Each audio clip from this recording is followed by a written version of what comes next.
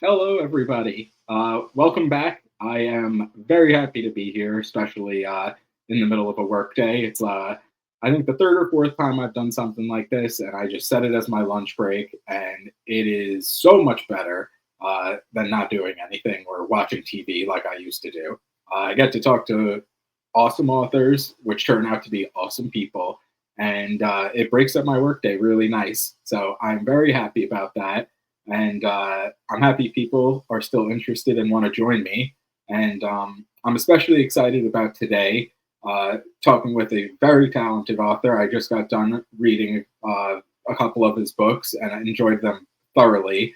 I also want to give a special shout out to him for being so flexible when something for me came up last week. It was an instant, do what you got to do. I'll see you next week. So here we are. And I think that's a testament to, what a cool person he is. So I am super stoked to bring Nick Snape to the stage. How are you doing today, sir? I'm doing well, thank you very much. And after that introduction, I better keep it up. Um, You guys well, it's always a do pleasure such to a be good job. and Oh, sorry, I cut I you off missed that. there. I'm sorry. Yeah, we have a slight delay, I'm afraid. It's the UK. The broadband's not very good sometimes. Mm. Well, what were you saying? I'm sorry for cutting you off there. It's just nice to be here. It's great to, and it was no problem about the other week. That's the way it happens. Just following Jay Christoph, just a small thing. It's funny because it's I'll almost just it's like two of my favorite authors following favorite authors. Like in the summer when I spoke to Anthony Ryan, Tim Wolfe was the next episode after Anthony Ryan, and he's like, "Oh my god, like I have to follow Anthony Ryan right now." And I was like, "Dude, Tim, like your books are great. Like this is no problem." And then it was very funny to see you say the same thing yesterday about Christoph because I read yours obviously and was like, your books are great. This is just going to be an awesome 24 hours for me because I get to talk to two so cool people. and it's so hopefully I'll just pick up a bit of his shadow, a little bit of his cool along the way. Wouldn't mind some of his hair. That would be quite good as well. Yeah, you're not kidding. That's why I face it this way. No one can see the back over here, but yeah, we're losing it Uh, relatively quick. well, I've just The given first up. I thing just shave it off now. That's what I'm going to end up doing. I went for a full on one last time, and you could see scalp, but I could pull it off. My wife and I, like 5 years ago, we did one of those Snapchat filters where you're bald Mm-hmm. and you could see a beard. So before like we even got engaged, we did that, and she was like, "Oh yeah, yeah, you could pull that off. I'm happy to marry you." And I was like, "Yes!" Like I'm glad we had to do that and give it a test run. I have to keep this short. I have been told, but the rest I can do what I want with. So, The goatee and bald head pulls it off, though. I'll be there momentarily. I'm sure. It took me forever to grow a beard, so I'm gonna roll with it for now. But I'll be joining you. And yes, my wife checking in, saying, "Embrace the baldness." She knows we got goodness. support in Yeah. our Well, there's corner. no. I don't have a choice. Yeah, exactly. The first thing I want to ask, which again, I mentioned it to you before we even started the show, but it's something that I think is so cool and it made me very jealous. I used a group, The Prodigy, on your Instagram post that I made for you because you saw them a couple months ago. So I need a little bit of a brief recap because that's a bucket list type show for me. It's just well, it's pure accident. The Prodigy is somebody that obviously um, was on the list of people you want to see. Obviously, with the tragedy that happened to Keith Flint and everything that goes with that. But actually, uh, I live in an area where we have one festival a year, but it happens to be probably one of the coolest festivals going, which is the Why Not Festival. It's only 25,000 people, but they tend to pull off. The acts that they bring in just can amaze you sometimes who they manage to get hold of. And obviously Prodigy were at the top of the list, so it had to be done. And they just 2 weeks beforehand they did Glastonbury, and I think they blew Glastonbury's roof off. Well, no roof, but the whole place off. Just how good they were, and it was just about the same set, obviously tailored to the crowd, and it was just lights and music, and it was the beat and everything else that went with it. It was just absolutely amazing, superb night. My wife, not so keen. um, there you go. That's just musical taste that goes along with it. I was brought up with it. Prodigy, and in terms of particularly Firestarter, was part of some of the. I can't even remember the name of the game. It's just gone now. Was one of the massive one of the sci-fi racing games that used to be really big on PlayStation. That brought a lot in as well of memories of that time. So it was just an amazing hour and a half of complete blast. Everybody there, 20,000 people in that crowd having an amazing time all at once. And you just walked away from it and you were just like, it was still thudding through you. You could still feel it in your chest as you were going. Oh, So that yeah. was an amazing time. Brilliant. Is that one of your favorite types of music? That EDM techno type stuff? No, I think Even cooler. we're across the board. I'm one of those people that probably listens to just about anything from 80s goth through to current day rock and everything else that goes in between. If it if it pushes my buttons, I'll listen to it. And it's when it doesn't, it has to hook. I've just started listening again to the Mysteries, who produced a couple of songs I used to listen to a few years back. Saw them at a different festival, and they hook you back in. It just has to be the right type of music at the right time for me. But it can be anything from a Prodigy style through to Radiohead, through to the Cult, the Cure, anything. Doesn't matter. I'm one of those people that people look at my playlist and go, "You what? How did that end up on there?" That's funny. I love that because I especially appreciate that with the variety of everything. It keeps everything nice and fresh. Which my playlist it'll go Yeah. from like Wu-Tang Clan, and then I have the Wiggles on there because I have a 2-year-old. But I don't skip the Wiggles after Wu-Tang, which it's very weird. But it's that good music's good music. Are you a listen to music while you write type of guy? Like, how do you to get into the zone of writing your books? Oh Is that there or no? no, I can't. I can't do that. I tried when I first started. I tried it with a bit of music going on in the background, and it just doesn't work for me. It kind of like takes me away from the moment that I'm in. Main and it can be as familiar a music as you like, which you would have thought you could zone out, but you can't. So I write with a very. I don't know if other people do this. I discussed it before, and people say no. Other people have said, "We'll bring you back on and talk about the fact you've got voices in your head."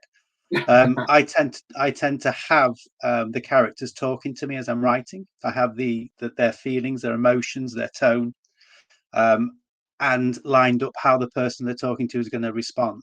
It's something that I think helps me write a bit more natural dialogue in very strange situations. Because obviously I write not only the fantasy that's been recently released, but I write science fiction as well, and it's ordinary people in extraordinary situations that tend to be a theme that runs with how I do things. And so therefore they have to have a proper voice. It can't be stilted, it can't be or feel stilted to me, might be to other people. It's got to have a richness to it. And for that, I think I have silence. So I can actually think and have that back and forth going on between people, whether it's serious, whether it's banter, whether it's jokes flying, or whether it's how we're going to get through the next 30 seconds. It's important that I've got that going in me at that point in time, those voices. Oh, that's really interesting, especially with the series where book 3 just came out. I'm pulling up the cover because I also wanted to talk about the cover for book 1 because I know you just re-released it with this cover, which is Yes. gorgeous, so sick. Before I start talking about the story and everything in itself, what made you want to pivot and have a new cover just in time for the completion of the series? I think it was the other two covers that went with it. So I talked about this with Eddie Solis, who's also a grimdark author, a dark author. It kind of the story developed from one thing, and I knew it was going to be dark, but I didn't realize how dark it was going to go. How I wouldn't call it, well, I would call it grim dark, but there's brightness in there. There's hope. There's always hope somewhere in the book, in the books. But I think after the two other covers came developed, I worked with Mibble Art, and after those developed into something darker and richer, and I realized where the story was going. And I'd already pictured the third, A Queen in Blood, and how that was going to look in my head. I realized I had to make a change. The initial problem with the first cover was a metal dragon, um, which are the running theme in the books, was something that they really struggled to actually create or find and then combine. And then so we had to go to the high end, which, you know, I'm a early retired head teacher, so I don't live off a lot. You don't make much money as an indie author, if any. So I often try and keep a balance with my covers between cost and appearance, and I think generally pull off some high quality stuff due to the way Mibble Art work. But at the end, we had to go back and say you can't do this unless it's purely painted from scratch through lots of design processes, going through 6 or 7 different combinations of designs, putting all these things together. So then you've got the richness of the colours that you would need. You need the gold and the amber that goes with the character. You need the eyes to actually shine. Mm-hmm. And once they managed that and pulled that off, the rest just fell into place. And you needed that dark moment. It depicts a moment in the book towards the end, which the rest of the story is almost hooked around. It becomes the crux that everything else swirls around.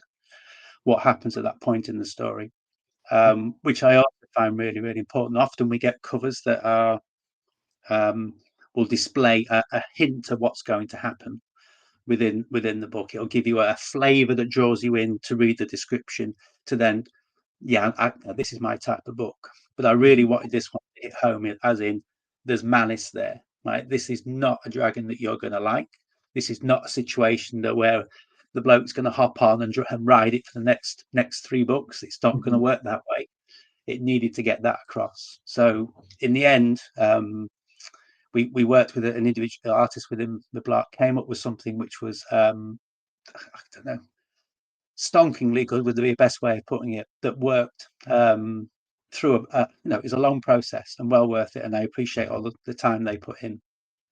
Yeah, it was definitely well worth it because I feel like this cover is such a hook where you see it, and it's actually kind of funny because when you announced the new cover release and everything, I realized after I got the physical copy, I had it on my Kindle as well, and I was scrolling and I was like, yes, because this is the type of cover where every once in a while a book comes along and it's like the cover's cool enough where even if I have it on the Kindle, which is great because I could read it there, this is bookshelf worthy cover. So very well done with this because it looks amazing. And it's cool to hear the kind of creative process behind that, and especially to get the points across that you wanted, which for me, the biggest one, kind of pivoting with the story is these dragons, in fantasy and that type of realm, we start to see dragons and it's like, oh great, like another dragon story where they're gonna hop on and fly and they're gonna have some No way. well, not in Yep. here. So how did you decide to take a story that is familiar, regarding the use of dragons and making it so unique? Because this one blew me away when I started to really get into it and see what they were all about. Yeah, I think it's what I wanted was hints all the way through that this wasn't going to be a normal process. So I've had people come to me and say, it took 20%, 25% of the book for me to get hooked because of the world building that goes on and the structural things going on, because you are, in many ways, you are discovering, as the people in the world discover, that it's not all as it seems. That there are cracks and that those emerge at the same pace, that by the time you get to that point you begin to realize what the hell's happening here? This is what we were expecting. It's going in a different direction. And at that moment of realization, you needed then to be able to hook into just how bad can it be. And that's the moment when I needed to have something a bit more powerful. We've all seen, and loved, don't get me wrong, those stories that have the dragon riders and have the dragons part of it, or we get the bland version of a dragon who just shoots at fire from the sky and blows a lot of things up, and we don't get to know them or anything else that goes with it. It had to be somewhere in between. And I knew I wanted to make my antagonist something completely different from anything we'd seen before. So it had to come somewhere between the two. And it's from that moment, I think, when it came into mind that we had to have, there had to be a steampunk element to it. I wanted the city they went to be dirty, to be filthy, to be filled with grime, but at the same time filled with a macabre type self-indulgence. And that's when the artificers came to mind. And from the artificers, so the builders of clockwork, the builders of mechanics, it had to be then that that's what the dragons were going to be. They had to have that element to them. They had to be metal. Metal's rather heavy. It certainly isn't going to fly unless you add another element to it. And obviously, that's when you start building. Well, this is going to be a very dark fantasy, and where we're going to source the power for such a beast from. And that's where everything started lacing together. From there, you began to put all those pieces together. And my dragons had to have personalities, so therefore they had to have something that possessed them, that powered them, that controlled them, other than the person dominating them, who was going to use them for their nefarious purposes. So I needed that in there as well. So it kind of like evolved. All those pieces came together, and then when I wrote the first dragon in A Dragon of the Vale and its emergence, Nethea, it from that point, once Nethea was created, all the others made sense. It was easy to do the rest because they all fitted around or circled around the concept of what he was.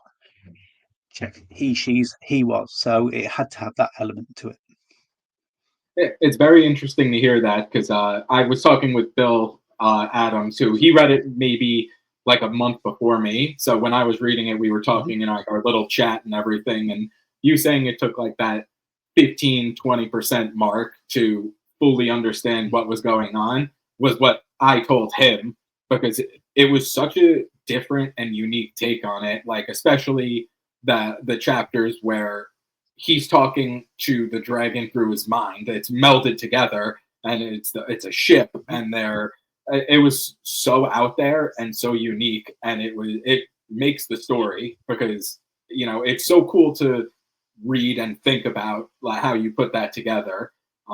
So just hearing the backstory on that is very cool, because I think you pulled it off really well. At first, while you're reading it, it's like this is a little confused. Oh, and like it just like as soon as it clicks, Switch. you're just like, got it. Like there it is, and like that's what really differentiated this book and series from so many others that are out there now. So I thought that was really well done.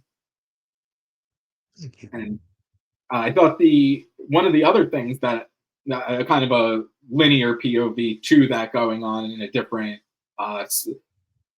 place. Another type of not trope but genre we see a lot is the ranger. And again, you took a familiar thing and completely subverted it.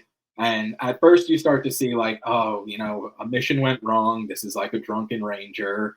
And within, I think, like 2 or 3 chapters, you start to see the real nitty gritty behind the scenes of it. And again, it was something where you could see the influences that formed the story, but the talent that you have to make it so unique and your own. How'd you go about taking something like the ranger story, the drunken ranger, or even just curmudgeonly guy that we see, and having a backstory that really kind of sucked you in and kind of made you empathize with him right off the bat? I think I think I mentioned it earlier. You've got to give people, bad things happen to people, things go wrong, and we assume that when those things are going wrong, that some people will sink and some people will swim. But actually, it's a grey, isn't it? We dip once things go wrong. We dip back in, we dip back out, and we those balances between the way our lives go can also be affected by happenstance. What happen? Those small events that then build into the bigger ones. So with Lau, the ranger that we were talking about within the story, the tipping point I wanted was the death of a child, an accidental death caused by within the first couple of chapters, which really there's a flip in that. It's a subtle one. It's just as you're getting to know him when things go wrong, and actually there's an anger within that moment that he exerts on Gowan.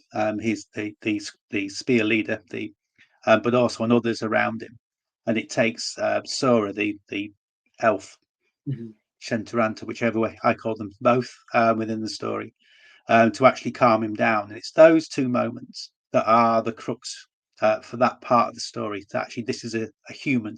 He's not perfect. He makes mistakes. He doesn't want to make those mistakes, and it's that self-realization.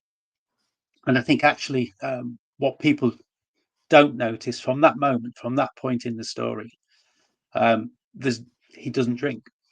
There isn't a point within the rest of that story where he falls back onto the green leaf rum. It's gone. Yeah, it's still there in the background. He still mentions it. It still comes out.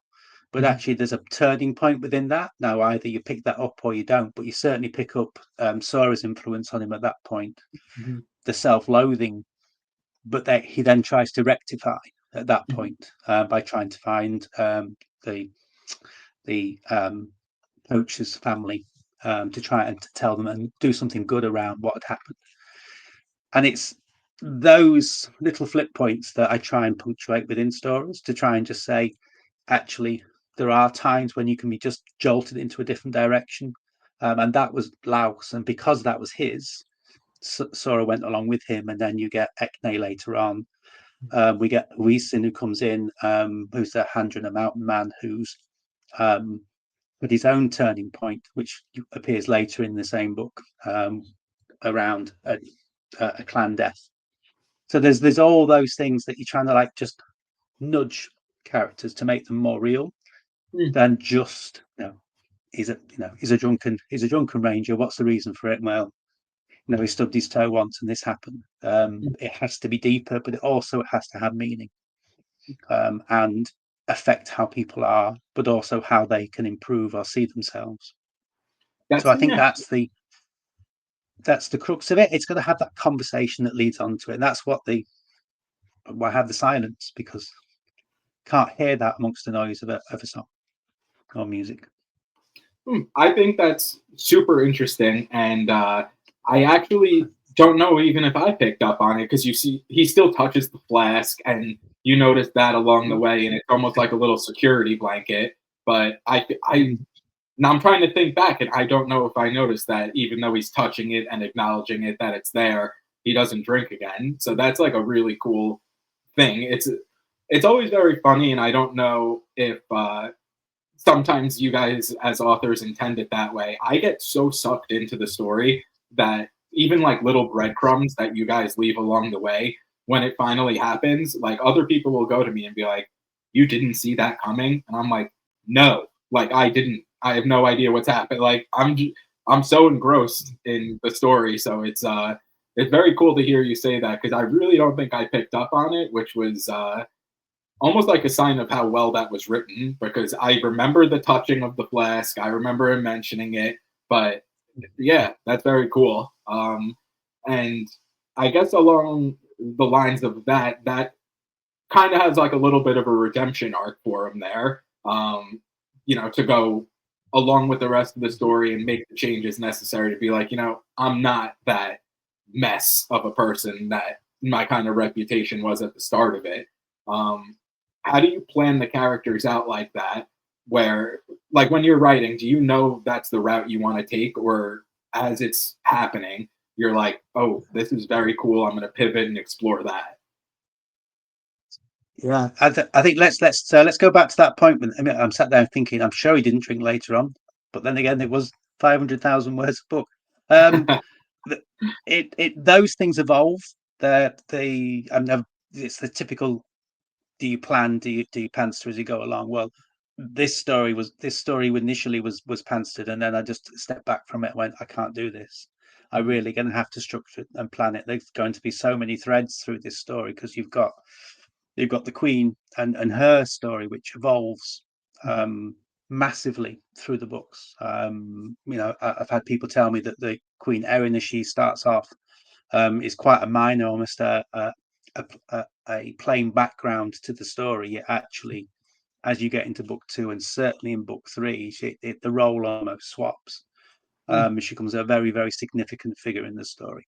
And that's where the hook line, not all heroes carry swords, comes from for the third book. It comes from her backstory. So my characters have evolved as they've gone along, and that's the pantser side of it. That's where I let myself go a bit. So the actual story structure I planned, and then planned again, probably more than I've ever done in any of the books I've put together, particularly as I wanted all the threads to be pulled and to be sewn together by the time I got to the end of book 3. But actually the evolving of those characters, the storylines that go behind them, what happens to Sora, and how she evolves as a character. Not going to give Sora's story away because obviously there's a huge change with what happens to her at the end of book 1. But you've got those things have evolved, and there's something that happens in book 3 which was never part of the plan. In terms of, but as the character of Sora evolved, it became clear and obvious that she was going to be another one of those, going to have another one of those moments that actually says, wow, that's, how did that get to there? And then you start putting the pieces back together, what happened, and actually she's evolved in that way, part of the jigsaw that leads to the culmination of the books. And I still look at that one and say, did I do that? Did I think of that? And I think I did, but it evolved and changed and went off tangentially as it went along. So I write arcs, I write character arcs. I'm still going. I write some character arcs for them, but those character arcs I have to revise and keep going, and then look again, and then look again. Much more than I do when I write sci-fi. Interesting. As far as the pants thing that aspect goes, when did the constructors come into that? Because that is again, a very unique twist on everything, where almost you see them and they start to appear, and it's that curtain gets peeled back, and it's like, oh man, like we didn't even see the real threat yet. I'm going to give part of that credit to a friend of mine who did the beta reading for book 1. He didn't know where I was going with the characters, but what he did say was the chapter that ends up as the final chapter of the book, it had to be that one. So I actually had the introduction of the constructors at the end of the book. So the first chapter of A City of Ashes was going to be the final chapter of A Dragon in the Veil. And we worked through it together. We decided to move it to the beginning of book 2. So the constructors themselves were always planned, and they're quite. I grew up on a diet of Michael Moorcock, who wrote the Eternal Champions books, of which there are many. You may have heard of Elric, and those sets of books, and where there was a balance between chaos and law. And he wrote quite a lot of books around the concept of an eternal champion who existed in very fantastical worlds, also very steampunk worlds, all different realms. And actually that influenced the characters that I went with, who were going to be the antagonists. I wanted that them to be almost chaotic, but also to have a purpose, purpose being survival, seeking immortality. And they also had to be doing it in a very decadent way, which comes through in a lot of Moorcock's work, that decadence. So I wanted to have that combination for those characters as they come through. And the more I thought about it, the more when we linked to the dragons and how the dragons are powered, it became logical that they would be powered in a similar way. So I'm not giving it away in the fact that I'm saying that they are soul vampires, but also artificers, because I use that hook quite a bit when I talk about the books. That's what they are. They feed off human souls or souls of life, but also use that and twist that into magic and use that to power their machines. The dragons of the Vale are one type of machine, but there are others. We have scorpions, we have giant centipedes, we have ornithopters that are like fireflies. There's multiple machines that are in part of the storyline. But It's very the actual sacrifice and the creation. Go on. no. Yeah, I was gonna say that's really interesting, especially the steampunk aspect, because I Mhm. wasn't. I knew what it was, like the genre and everything, but I hadn't read a lot Mhm. of it. And you think of steampunk, and obviously, it's in the basic sense, it's more that steam powered, that type of thing. But the turn that you took to have all of these machines uh, have the fuel of souls was so cool and very interesting, and it's not really something you see that often. And I just wanted to ask, just because I'm very curious, what drew you into that steampunk realm and made you want to explore that? I go back to Moorcock. I think there was an element of that built within his books. Steampunk as a genre has been building for a while now. There's a lot of people interested in that one. And it tends to be, if you like, more of a Victoriana type approach. So I think mine gets categorized more as what we would call Arcanepunk, where you have Mhm. science and magic that evolve together, but in slightly different directions.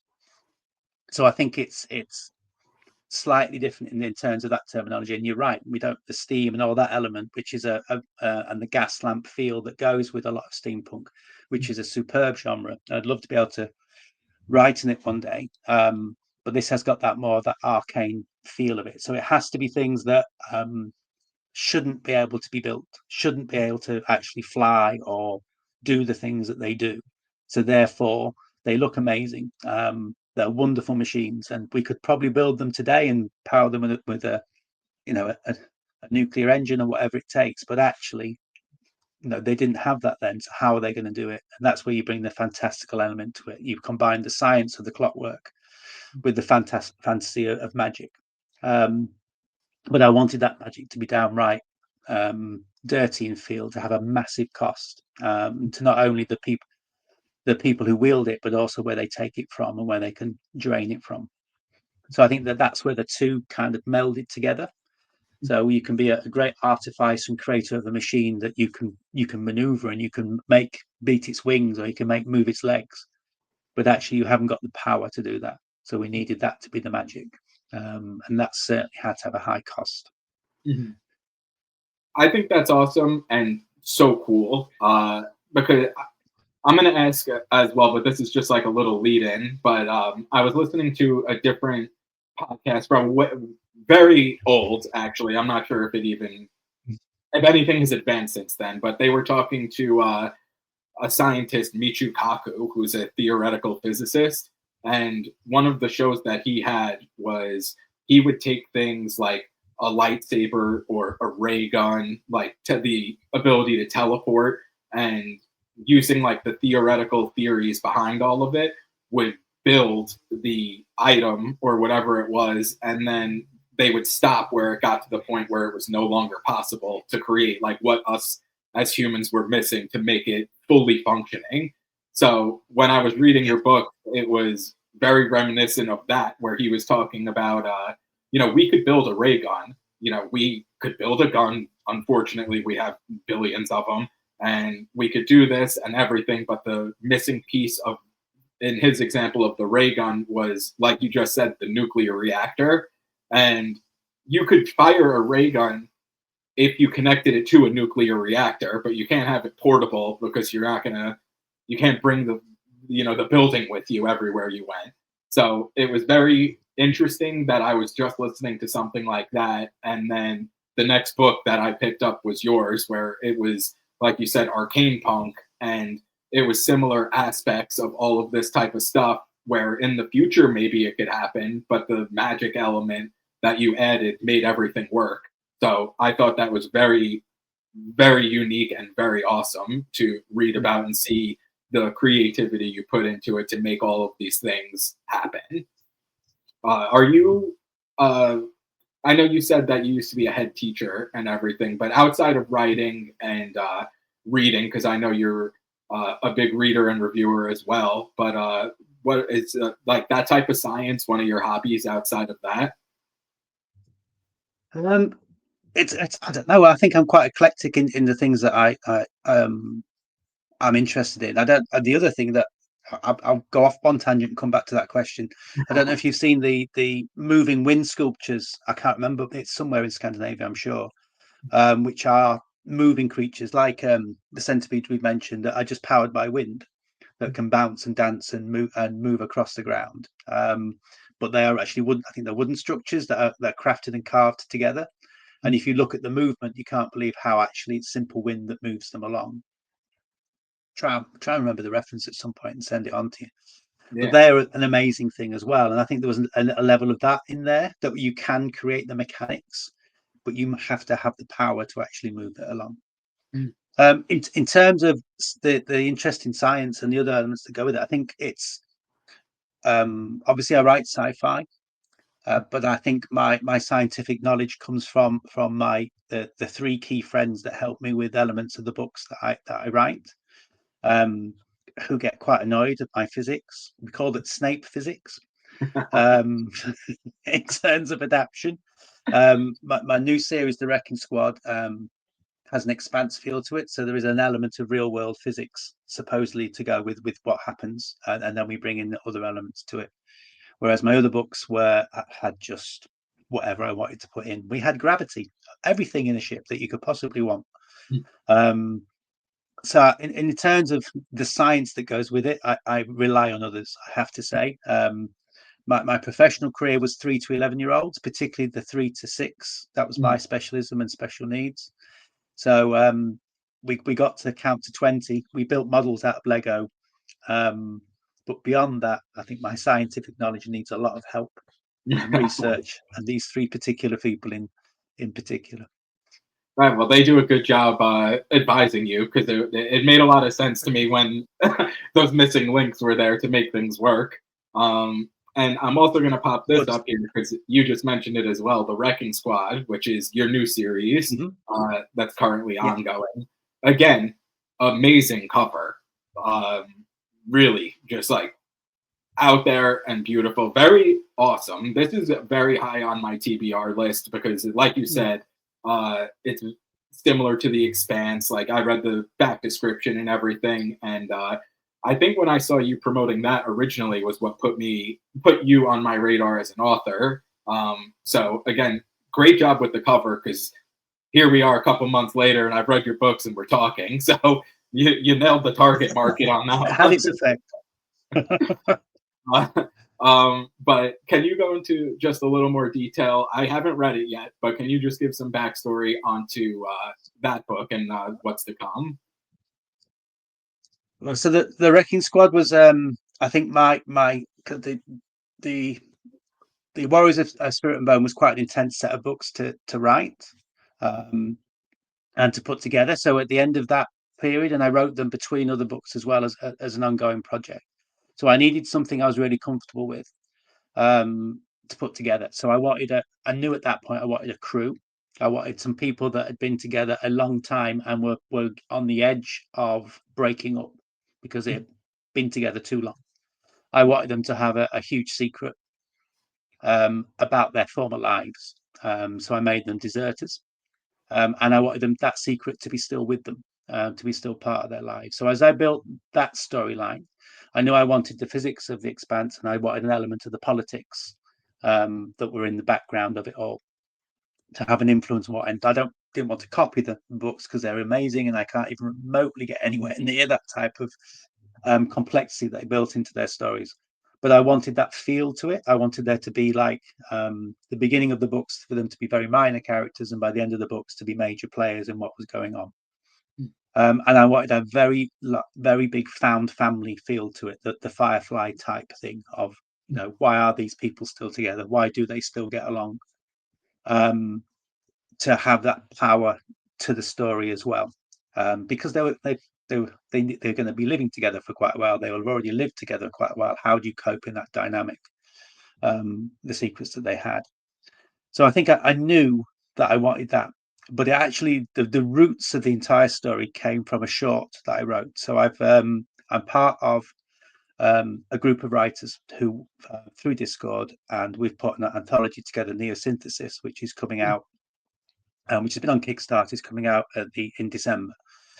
I wrote a short story for that, and I knew that as soon as I wrote the short story, that actually there was the kernel, the seed of what I wanted to be within these books. So, how much can I give away? How much am I allowed? So I knew that I wanted them to find something on board a ship. I wanted that ship to be creepy. I wanted it to be very alien-esque, but not to steal again from the same thing. There needed to be an element of Dead Space in there. I felt that would be really good to actually to slide in as well. But that wasn't going to be the run of the books. That was just how it starts. So you get a group of people suddenly thrown into that situation, bribed into the situation of taking on that ship. And then you discover actually they're exactly the right people in exactly the wrong place at that point in time. And they also grow again. They become what they were before, where they become disparate, beginning to fall out. They suddenly knit together as a group. So I think it's that dynamic that I wanted to go through that story. And then once you have drawn the reader into the feel of the people and they've got a sense of what they're capable of, then pitch them in again to a burgeoning situation that kind of like gets out of rows out of control in the next 3 books, all focused around them and what happens to them and the secret, which is on board ship. Can I give that away? They have a pair of twins on the ship who are projective empaths that they rescued and didn't return to the people they were supposed to be rescuing them for. So they've kept them safe. Why, you'll need to read the books for, but that's part of the very structure to the storyline. That was a good way to avoid that spoiler.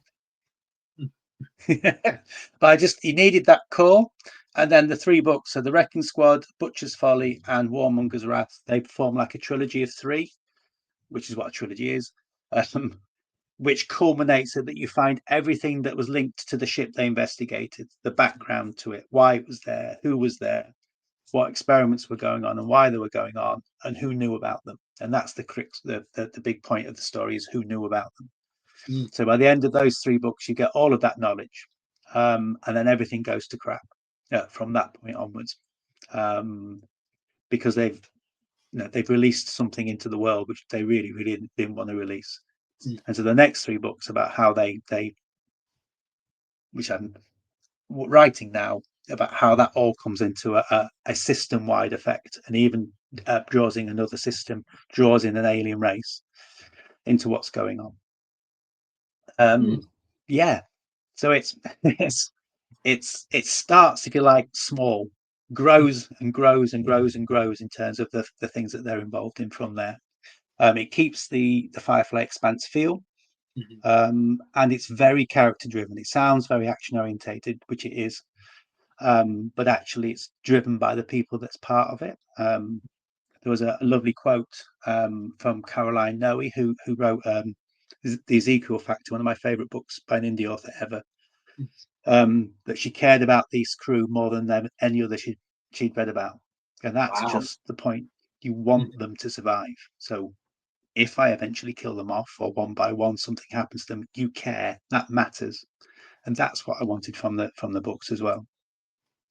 Very interesting, and it goes perfectly into what I'm always curious about next, because like you said, this book is very character driven, and then in the second and the third, however far along in that writing process you are, it's evolving into the different system and the different races that get involved.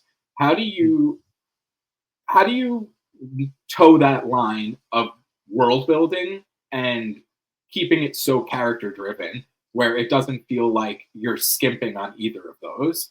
Uh, because you do such a great job of getting into the heads of all of these characters, especially as the world around them grows and they're forced to deal with decisions. And it's very lifelike, which is, I think, a very sought after thing. It's like you're reading about real people and you get hooked and invested. So how do you do that where you keep everyone so invested in such minuscule things as these characters day to day, but also doing such a great job describing the world around them?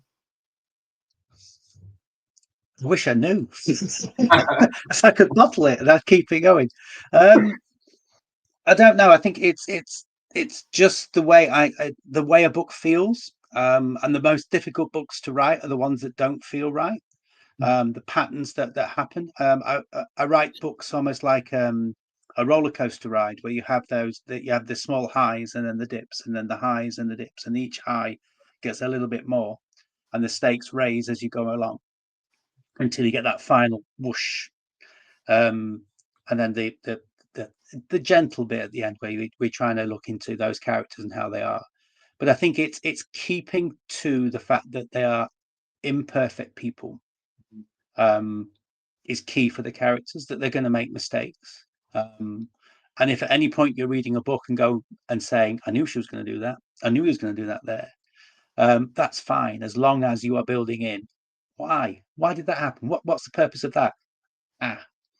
Yeah, there's a tinge of this there, there's that personality that you expect to come through, and then it makes sense. So having that structure with a crew is easy. Mm-hmm. Because you've got 4 or 5 people you know their backstory, you've written the first book, so they've interwoven in your mind already, and their conversations happen in your head. So when you're writing the world around it, that initially swivels around it, you can play with that a lot more, you can be a lot freer, because you know the core will always work. And so then you can take a few more risks with that, and try and build a world. And in the world of the Dragon of the Veil books, that had to be really structured and threaded together. Each bit had to work. Whereas within the Wrecking Squad, as daft as it sounds, the sci-fi is easier to build around. Not every thread can be explained in a slightly different way. And then you can explore that, how that's come across. And I'm a bit freer in terms of how I pants to some of those. So I knew I wanted an empire. I knew I wanted that empire to be not the Star Wars style empire, but to have it very monetarily controlled, very power held within your birthright. Very much, you are the low lives, you do what we say, and very honor driven. I wanted all that basis to it, so very much like a feudal Britain, in terms of how it was built. And then to actually break into that world, you needed to, would be through giving blood, sweat, and tears, and then finding out at the end of it, they don't really care about you anyway. I wanted that world. And if I built that world, and I knew I wanted the physics to be as near as I could to Snape physics, as long as that worked for me, the rest of it fits. It all kind of like happens. Shouldn't happen, should it? I should plan every single element of it, but a lot of it just clicks into place. I did a panel show. I can't remember the chap's name. I feel really bad, but he actually hit the nail on the head. He said directly, the only thing to remember is that everything has a consequence. If you do something that doesn't have a consequence, then the reader's not going to believe you anymore. And I think that's key. Has to have a consequence. If you choose that direction, it has to be consistent, and it has to have an outcome. Yeah, that's a great line, and very accurate. It's also nice to see the way that we talked about music before, and how you have such a wide range of variety, and same here.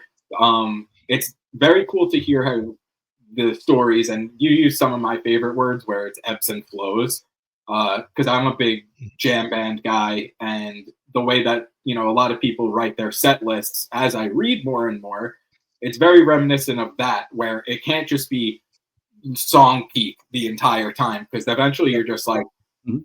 this is just, it's too, nothing is like, there's no consequences. You're just building and building and building and nothing happens. So it's very cool to hear the way that, oh, okay, so we're going to build up and then this is going to happen, and then kind of bottom back out and see the consequences of that. And then as it goes on, it'll build up again to deal. It's a very cool way that, especially your stories are constructed. So I think that's very cool.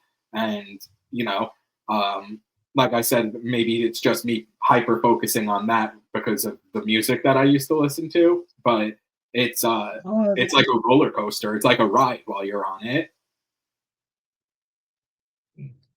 And I've had people come back and say, there are elements probably to my early books that don't breathe enough. There isn't that space, that dip that you get to breathe before the next thing kicks in, and that maybe that breath that the reader needs to actually think about what's happened, where we are now, and what's going to happen next Mm. is a part of, I think people call it the beats, don't they? The beats of the story that are going along. I see it as the roller coaster type approach, and like you just said, if it's just going up all the time, there's no pause for the reader within that. And it's something that perhaps has matured in me as a writer as I went along. So I absolutely love my first book, Hostile Contact, but it is a drop and go 4-hour raid by an alien race, Mm. and that's it's full on. So there are moments, but maybe there needed to be a couple of more. But then I've got people who come back and say, read that in a couple of days, amazing. And you get other people that saying, well, it just kept going. There wasn't a point where I could just stop and go, oh, what's happening here? So it is horses for courses. People like different things, but actually, as a writer, the more I've gone into it, the more I realise that, like you said, you need that just for a moment, even if it's just for a few pages or half a chapter, and then go again.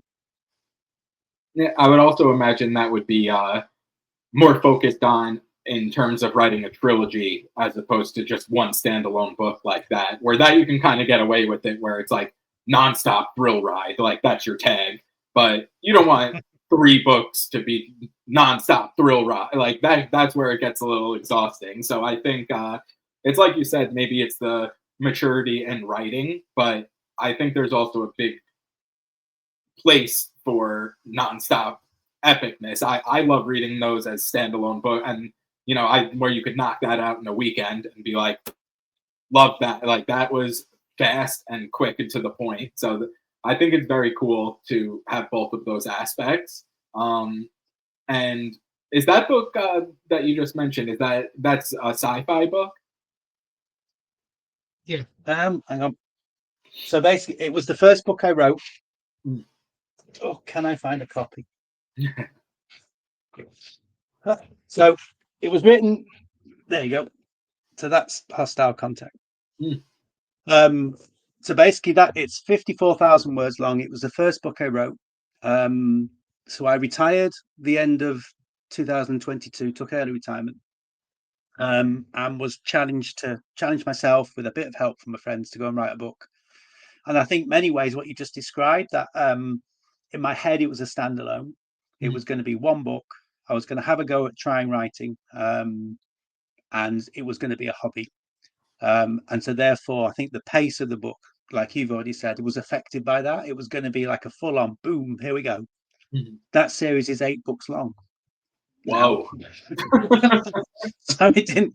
So it kind of like went from there, and it went from that full on moment. It's also my most popular series. It was my early one, and it's military sci-fi, but with a twist, because again, human twist. So though you get a flavour of the characters in book 1, they really evolve as it goes along.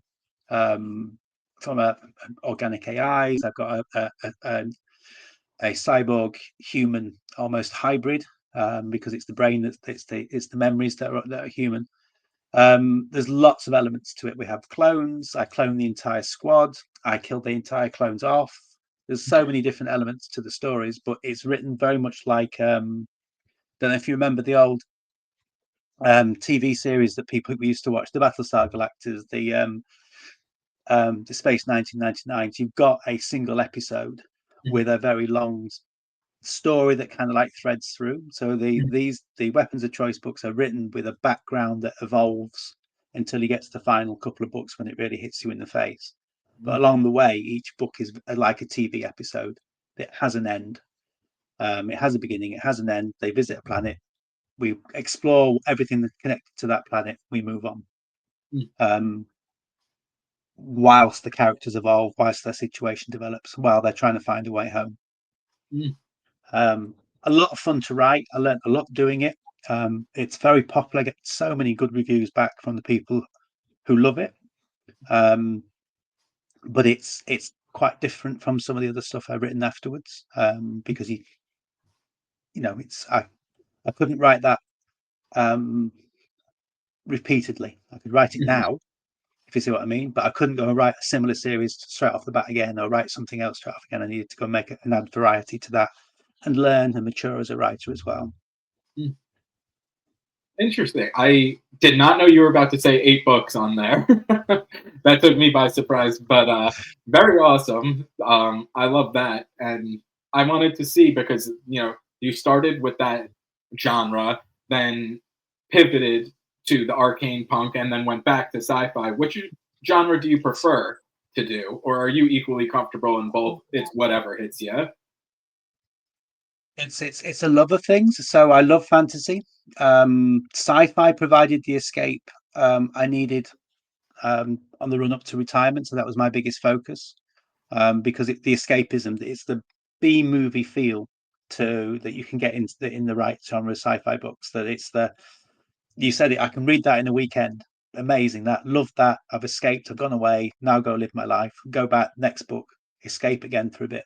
And that's what sci-fi gives you. And that's very much what I wanted to be able to write, because it provided the escapism for me. Whereas the fantasy is the other side of my personality, I suppose. It's the depth. It's having the intricacy that links together. So I knew that I was going to write fantasy in the end, but I think I needed to have that time evolving the story. So that's been burbling away in the background while I've been writing other books. And so I love them both in different ways for different purposes. And I think I'll carry on writing both.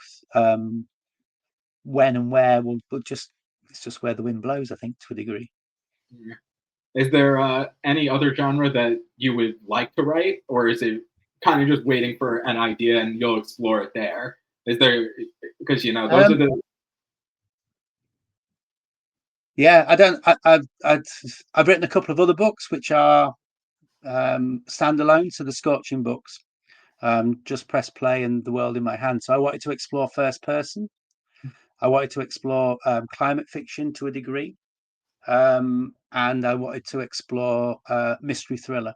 So I've used those books to do those two things, those few things. So The World in My Hands is a sci-fi mystery thriller on a colony ship. So there's 10 colony ships going off to save humankind. And we explore what happens on 2 of those ships from a first-person point of view. Very mystery feel to it, not horror, but have that element of background of dread and creepiness to them. Loved writing that. It's got some amazing reviews. Nobody buys it, but well worth the read. There you go. That's a weekend book, definitely. And in Just Press Play, I wanted to explore, I don't know, the human condition, but from a very strange direction. I can't describe Just Press Play. You have to read it to actually get what it's about. I can tell you in simple terms, it's a buddy cop. It's a buddy cop between a man and an octopus, and in an octopus suit. And you will go away thinking is he really written that? And yes, he did.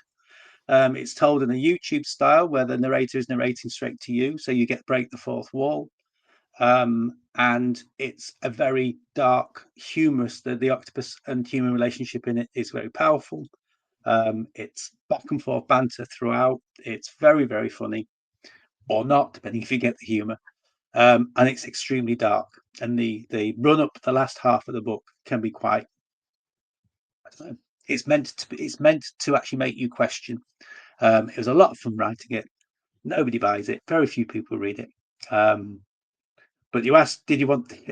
Is there a genre you want to go and do? It was. I want to go in. That was just exploring the darker side of things, just as a standalone. And that's the type of thing I think I'm going to do here and there. I'm going to drop more into that series, in between other series, just as standalone books each time.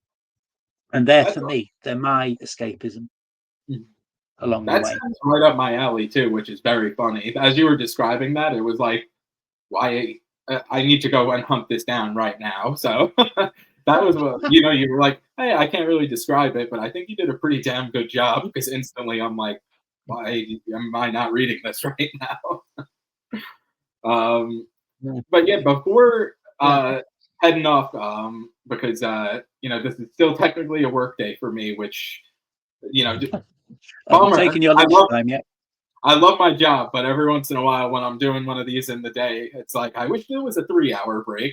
But what do you have coming up next? Because I'm curious about that. I know we have Wrecking Crew #2 coming out down the line, but what's your plans for that release? And is there anything else on the docket that we should be keeping an eye out for? Because that is, since you retire, like kind of went into the early retirement, I think you said like 2022. This is a lot of stuff you've put out since then. Like the rate is very quick, and that is incredible. So what else are you working on? Well, it's the Wrecking Squad will be a 6-book series. So I've got the first 3 are actually out. Warmonger came out a few weeks back. Warmonger's Wrath. So the 4th book in that is with betas now. Then that will come back. So I'm aiming for the end of November release for book 4 of that. And book 5 and book 6 will be January, March. And so that's where I'm at the moment. I haven't got anything else on the back boiler apart from the anthology, which I'm really excited about, with some amazing authors on that Neosynthesis. So I'll be looking forward to that coming out. But then I'm going to make a decision, and that's going to be made within that time frame about where I go next. Do I go and write another one of the Scorching books? Do I bring back Mark, the octopus, in the book or not? There's a question that other people might want to answer for me. There is the potential that I could write a pre novella to go with the Warriors of Spirit and Bone. It's tempting to go and do the story of the 7 gods or the 7 magi, as we find out in the books, and how they escaped from the constructors in the first place. So there's a temptation to go and do that one, but I don't know. I need to see where the wind blows and where my mind is by then. It might be that I need an escape from sci-fi. It might be that another kernel comes in. I have got half an idea of a horror type sci-fi series, which could be probably 3 books, but whether I go in that direction, I'm not sure yet. Very awesome. It's a lot of stuff, which is it's great. I went on Goodreads and put want to read for I think like 5 books in the last maybe hour. So like that. We're gonna keep pushing those up, and yeah, this was so much fun. I really appreciate you joining.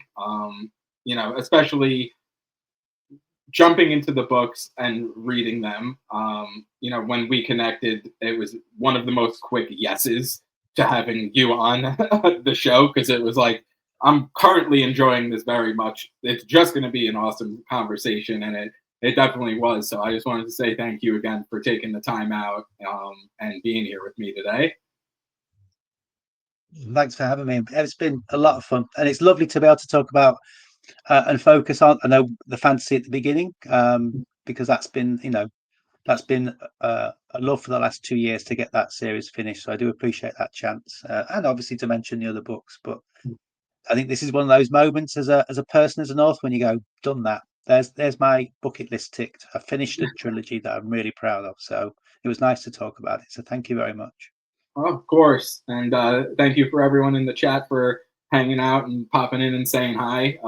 I know we both appreciate that. And enjoy the rest of your night, sir. This is going to push me through the next 2 hours of work. I love talking to you guys in the middle of the day. It makes the rest of it a little easier. So thank you again. And I'll be talking to you soon. Have a good rest of your night. Thank you. Thank you very much. Thanks, everyone.